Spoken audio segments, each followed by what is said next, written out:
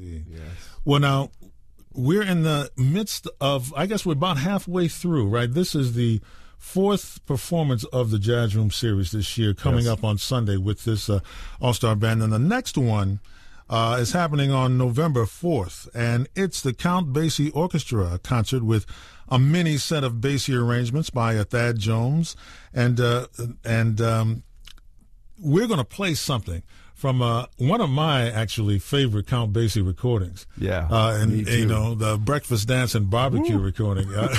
But tell us about this upcoming concert after Sunday. This one with Count Basie Orchestra. Yeah, we're very excited to have the Basie Band on campus. This will be, with all this history we have, this is the first time the Basie Orchestra has ever played here. Kind of sad because Basie was around for a lot of that history, but schedules and finances are what they are. But the band is now led by very fine drummer Dennis McCrell, who has really brought the band to a new level. You know, there's quote-unquote ghost bands who are just kind of going through the motions. This is not that. Right. This is a very vital thing and a very powerful band. And the bassist of the band also is on our faculty, Marcus McLaurin, who's also been Clark Terry's bassist for 30 years, and Clark's very closely and lovingly connected to us. So, and interesting that that Marcus and Dennis McCrell both were in the band when Thad conducted the band. Mm-hmm. Thad conducted the band right at the end of his life in '85,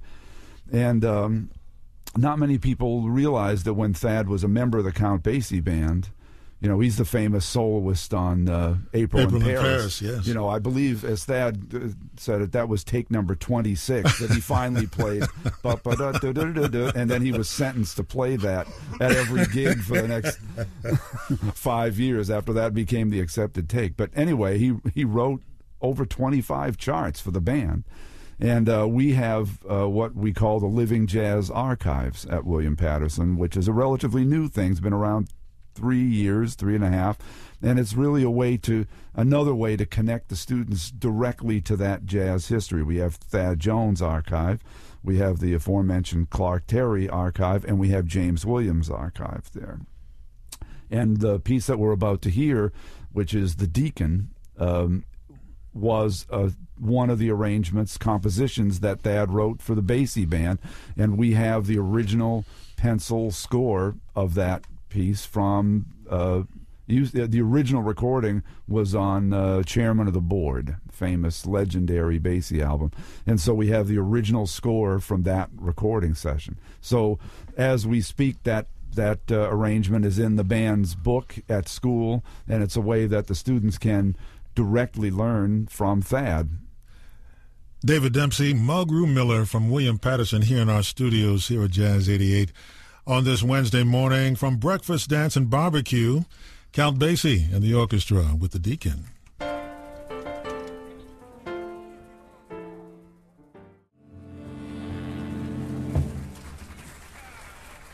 Count Basie and the orchestra of Breakfast, Dance, and Barbecue, the name of the recording. And that was a Thad Jones composition called The Deacon, and that was Thad on the trumpet solo. That was Thad on that. Playing trumpet as well. I tell you, Breakfast, Dance, and Barbecue, this recording made it about 2 o'clock in the morning, as a matter of fact, at the Americana Hotel back in 1959. And they just got in, unpacked, and got started, and it turned out a great record, as I mentioned, one of my favorites. That's to me one of the best kind of documents of the energy and power of that band. And, you know, as a teaching tool, it's great because students can, because of the way it was recorded, it's kind of close mic'd, unlike the real modern reverb that they were using at the time. Right. It's close mic, so students can put a headphone on, pick their horn up, and you feel like you're playing in the band. Right. You take one of Thad's parts that he wrote, and you really learn where that time is and what it's like to sit in that band. It's a great record.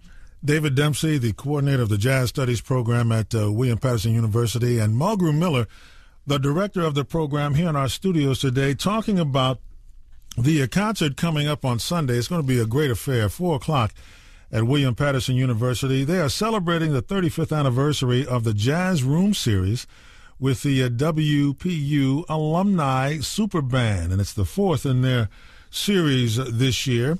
Mulgrew, as the director of the program, let's talk a little bit about actually what you do under the umbrella of being the director. I mean, people might make a number of assumptions about that, but I mean, I'd like to hear you talk a little bit about how you view your position and actually what you do in terms of your daily activities when you're there at William Paterson conducting, the activities of the program. Okay. Well, the first thing I think it's important for the program to have a presence of someone. I hate to say someone like me, but someone who's been out there, in the world and on the scene, who's been a presence, and that certainly, I fit that. Indeed. So, but basically, what I do is I teach small ensembles, and they come in and play every day, and it's like a supervised jam session. That's basically what it is, and I get to share with them, some of my experiences of playing with people like Art Blakey and Woody Shaw and Tony Williams, and tell them what I think would make the music sound better. And the children, I call them children, but the young adults, they're very receptive, and it's really wonderful to see them receive this kind of help, if you will. Yeah. And that's basically what I do. And one semester out of each year, I teach a class called what's it called? Just as long as you're there. Yeah, it's called practice. Performance practice. Yeah, performance practice. And in this class,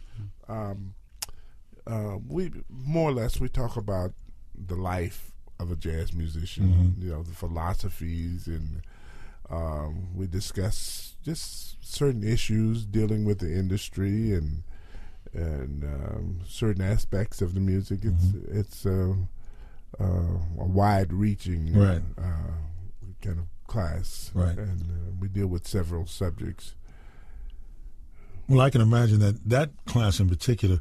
Well, it kind of gives students a dose of reality in terms of putting things in perspective, in terms of what it's like to be a working jazz musician. And I might say that probably the main thing that I do at William Paterson is I learn. I learned as much teaching as they probably learn from me. Yeah, and that's an interesting aspect of it as well. And I kind of alluded to that before in terms of it being rewarding for the musicians themselves. It's always an interesting circumstance when you are actually imparting knowledge, because you always get something back.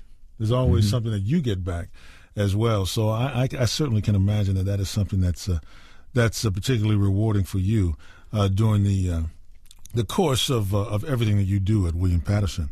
Well, now the next concert following the Count Basie Orchestra concert, we've got Benny Golson with the William Paterson Jazz Orchestra. Now, tell me about this show. I mean, this sounds exciting. It is exciting, and Benny actually is in a way part of that anniversary celebration as well, because Benny has a long history with our program. There was one point, actually, unfortunately, I just missed this. This was just when I came on 20 years ago, but he was a 2 or 3 year artist in residence as part of a Lila Atchison Wallace Reader's Digest grant, and so he performed with the students, performed around campus, went out on tour with the students, etc. And on this concert, as I said, we have 24 small groups. We also have the jazz orchestra, the big band, and I conduct that. So we're going to play a program of Benny's classic tunes arranged for big band by Benny with him as the soloist. And as far as I know, I don't think he's ever recorded these charts. So if you want to hear these big band versions of those classics, you have to come hear Benny do it. That's right. And he's, as Mulgrew can attest, I just heard him at the Jazz Standard a few months ago with Benny. Benny still playing at full force. Yeah. And he's what is he, 82, 80? About that now? Yeah. Mm-hmm. Yeah. Yeah, as Clark Terry says, yes, he's a young man. That's right. Now, that concert's on Friday, December 7th. The Count Basie Orchestra concert on Sunday, November 4th, a part of the Jazz Room series at William Paterson University. Well, speaking of Benny Golson, why don't we hear one of his classic compositions? We're going to hear something from the recording that Benny and Art Farmer made when they co-led the Jazz Tet. Here's Blues March on Jazz 88.